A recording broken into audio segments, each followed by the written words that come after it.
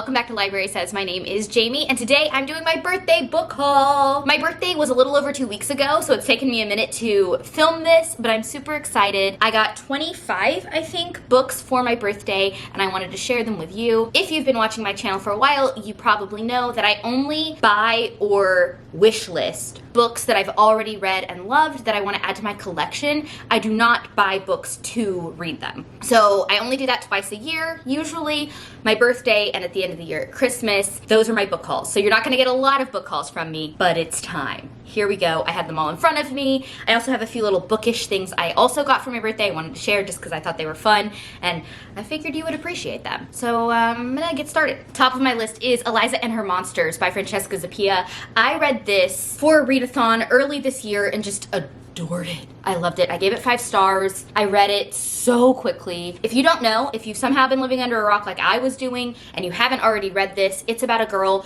who suffers from depression and anxiety, but she's also a wildly successful webcomic creator. She does all of the writing and all of the drawing herself, but her identity is kept a secret. She's also in high school, and no one knows the identity of the webcomic designer, though it is wildly popular all over the world. Then she meets the new boy at school who is basically one of the #1 names in the fandom for her webcomic. He writes fan fiction, but he doesn't know who she is, though she does know who he is. And it's about family, it's about mental health, it's about personal identity, and just all kinds of good stuff. If you haven't already read it, please do. Next up is a box set. Look how pretty. I still have the plastic on it, so it's very shiny. But this is the first 5 books in the Wrinkle in Time series. I used to own the first 4 and somehow lost the 3rd one. I have no idea where it ended up, so I of course just had to get the whole box set. But it is A Wrinkle in Time, A Wind in the Door, A Swiftly Tilting Planet, Many Waters, and An Acceptable Time. I read these back and forth aloud with my dad when I was in 5th and 6th grade, so they're very special to me. They are sort of an intro level to like sci-fi. If you don't know anything about these, they follow Meg Murray, her younger siblings, and her best friend Calvin. When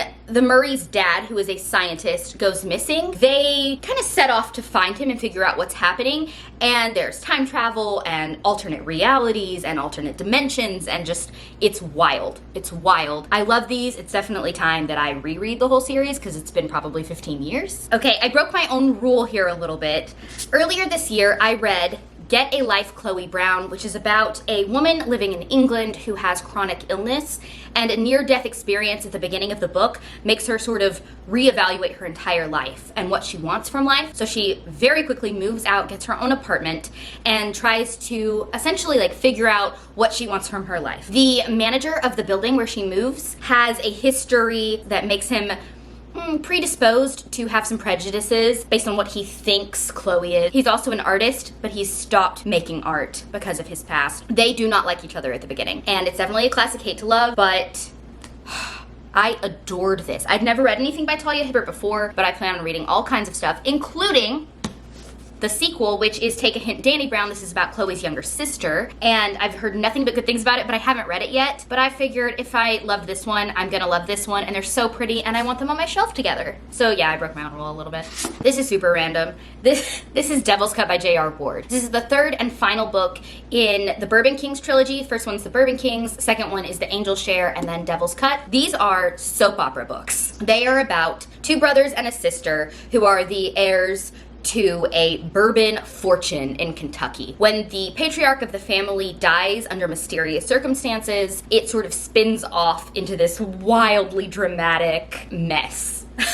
Relationships and murder and secrets and lies and good stuff right here. Another one of my favorite books I've read in 2020 is The Bookish Life of Nina Hill. Nina is an introvert with terrible social anxiety who works in a bookstore. Then she finds out that she might have a whole bunch of family she never knew she had. She has a relationship, she has really good friends, and basically I loved this because it is the most relatable for me personally example of introversion I've possibly ever read. That she is an introvert, she does have terrible anxiety, but she also does things and goes out and has friends, and it doesn't keep her in her house all day, which is something I don't often see in books. Often introversion is sort of I don't like going out, I don't like having friends, I don't like having a social life, which is not the case, at least for me personally. I am a very social person, and also a terrible introvert. The next one is another one that I have not read, so another one that's breaking my rules a little bit, but this one was a surprise from a coworker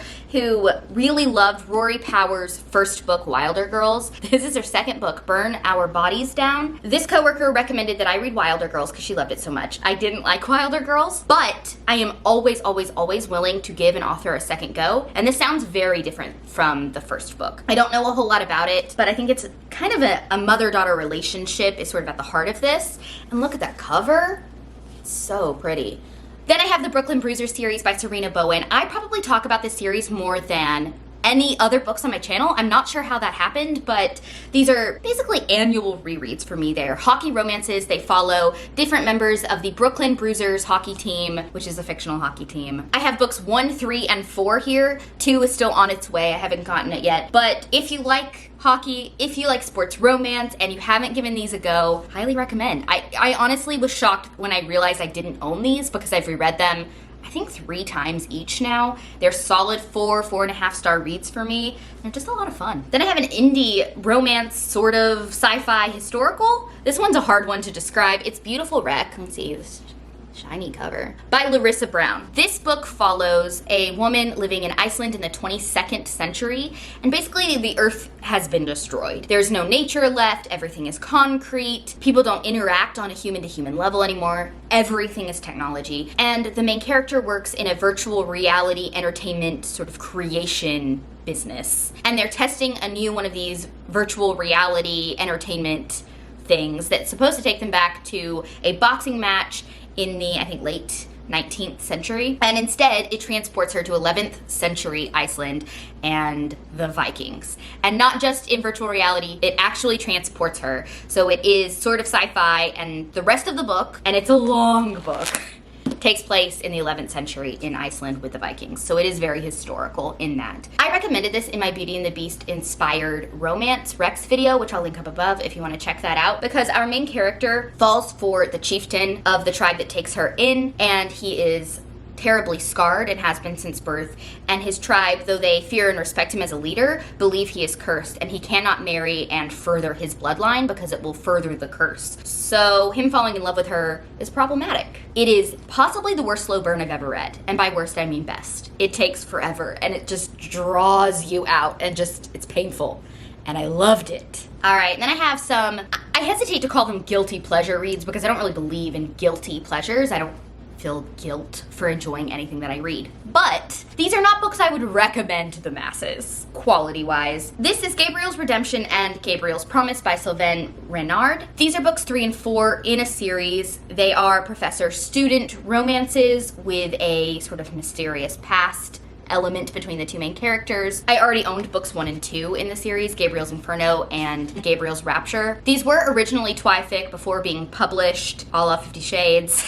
I'm a big fan. Then I have a really fun gift from my sister. So I collect editions of Pride and Prejudice, and this is a fun one that she got me. She usually gets me at least one for each holiday. And this one is Classics Unfolded. I guess there are a whole bunch of classics that are like this, but it's like a packet that you pull out, has all of the characters and a sort of shortened explanation of the entire book, beautifully illustrated. It's just a lot of fun. Like, look how pretty.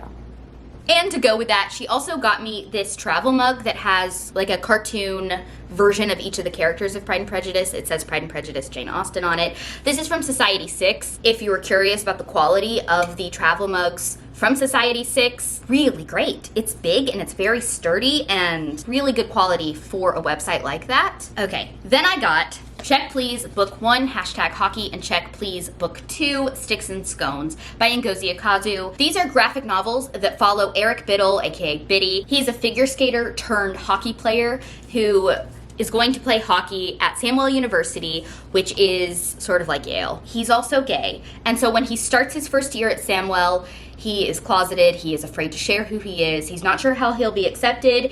If you know anything about hockey, you know it does not have a great history with the LGBTQ community. They are fantastic. He is just the greatest character. He's adorable and so much fun. There is the best slow burn romance. Slow burns are my jam, and it will absolutely kill you. The friendships, and it's just very slice of life, while also having a heavy dose of, again, hockey. A+. I read both of these when book 2 came out. in one day, in one sitting. You can knock it out very quickly, and I highly recommend that you do. This is A Place in the Sun by R.S. Gray. R.S. Gray is an indie romantic comedy, mostly, author, and her books are a little formulaic. Some are hit or miss for me, but the ones that I love, I really love, and I've reread many times, and this is one of those. It is about Georgie, who is a British woman who has all sorts of troubles, and she wants to run away from them, essentially. And she ends up in a village in Italy where she meets Gianluca, and they start up a whirlwind affair, but Gianluca does not want a relationship. He doesn't want a future with her, and if she falls for him, that's just going to lead to more trouble for Georgie. It sounds very dramatic, but she does write rom-coms. They are very lighthearted. There are a lot of laugh out loud moments, and there's the drama and the romance. So highly recommend. Another one of my favorite books I've read so far this year, Where the Lost Wander. Look at that gorgeous cover by Amy Harmon. This is my first Amy Harmon. It takes place on the Oregon Trail. A young widow and a half white, half Pawnee man are the 2 points of view of this story, and it follows them along the Oregon Trail and all of their tribulations and their suffering, but also all of the wonderful things that happen and the romance that sparks up between the two of them that is not necessarily accepted by the people around them. I would, if you want to check this one out, I would do a quick Google for trigger warnings if you're worried about triggers, because there are plenty. This was a surprise. This wasn't on my wish list, but I loved it. I read it earlier this year, and I was so glad my sister bought it for me. This is We Should All Be Feminists by Chimamanda Ngozi Adichie. It is based on her TED Talk, so it is very short. It is a quick read, and so worth reading. I think every human being should read this. It is based entirely on her own firsthand personal experiences with misogyny and the need for feminism in our modern world, and why we should all consider ourselves feminists. Very quick read, so worthwhile, so happy I have this now. All right, and then the last books in my stack. It is a duology, The Simple Wild and Wild at Heart by K.A. Tucker. These follow Calla, who lives in Toronto with her mom and stepdad. She does not have a good relationship with her biological dad. She hasn't seen him since she was a kid. He lives in Alaska, where he flies little tiny charter planes for supplies and tourism and that sort of thing. And then she finds out he has cancer. So she decides to rekindle their relationship and flies out to where he lives in remote Alaska. And there she meets his kind of right-hand man, another pilot for his business, and they hate each other's guts. Meanwhile, she's trying to rebuild her relationship with her dad, and he's very sick. She builds relationships with all of the people in this sort of village where she's living,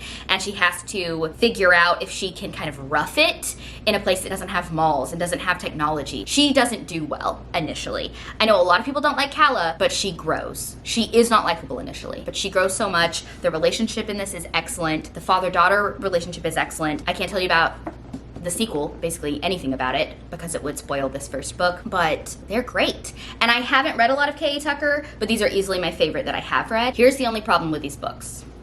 Do you see that? The first one, The Simple Wild, was published. It's a Simon & Schuster imprint. The second one was indie published. The author published it herself, and so the quality is obviously different, but they look good together. Like, she did a great job. The covers look beautiful. But they are different sizes. It's deeply upsetting. I know you can relate. I know you can. Okay, and that's all my books, but I have one more thing. My best friend got me a mug that says Library Says. Do you see that? This mint green color, which is one of my favorite colors. It's beautiful. And it's probably going to get a permanent home on my bookshelf where I normally film, so it'll be featured in the background of all of my videos. All right, that's it, everybody. Those are the books and bookish things I got for my birthday. It was a wonderful birthday. Thank you so much for your birthday wishes. If you've read any of these books and you loved them, let's talk about it, and I'll catch you guys in the next one. Bye.